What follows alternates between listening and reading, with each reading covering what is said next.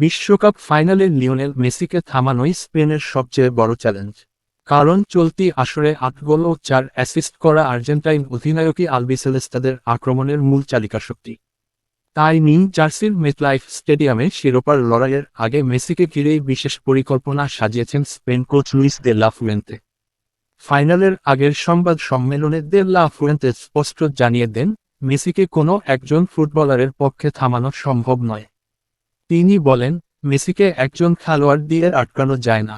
তাকে থামাতে হলে পুরো দলকে একসঙ্গে কাজ করতে হবে। স্প্যানিশ সংবাদমাধ্যম মার্কা জানিয়েছে, স্পেনের কোচিং স্টাফ আর্জেন্টিনার সাম্প্রতিক ম্যাচগুলো খুঁটিয়ে বিশ্লেষণ করে মেসিকে রুখতে ৩টি প্রধান কৌশল তৈরি করেছে। প্রথম পরিকল্পনা, মেসি বল পেলেই তাকে একাধিক খেলোয়াড় দিয়ে ঘিরে ফেলা। একজন নয়, বরং সম্মিলিত চাপে রেখে তাকে সিদ্ধান্ত নেওয়ার সময় না দেওয়াই লক্ষ্য স্প্যানিশদের। দ্বিতীয় পরিকল্পনা আরও গুরুত্বপূর্ণ।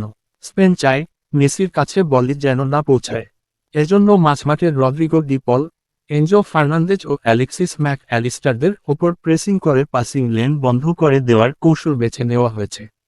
বল সরবরাহ কমিয়ে দিতে পারলে মেসির প্রভাবও অনেকটা সীমিত করা সম্ভব বলে মনে করছে দে লা ফুয়েন্তের দল। তৃতীয় পরিকল্পনা হল মাঝমাঠের পূর্ণ আধিপত্য প্রতিষ্ঠা করা এবং আর্জেন্টিনার অধিনায়কের জন্য কোনো ফাঁকা জায়গা না রাখা।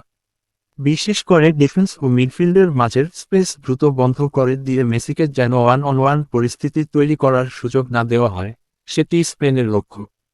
এদিকে আর্জেন্টাইন সংবাদমাধ্যম টিওয়াইসি স্পোর্টস দাবি করেছে, স্পেনের এই পরিকল্পনা সম্পর্কে অবগত আছেন কোচ লিওনেল স্কালোনিও।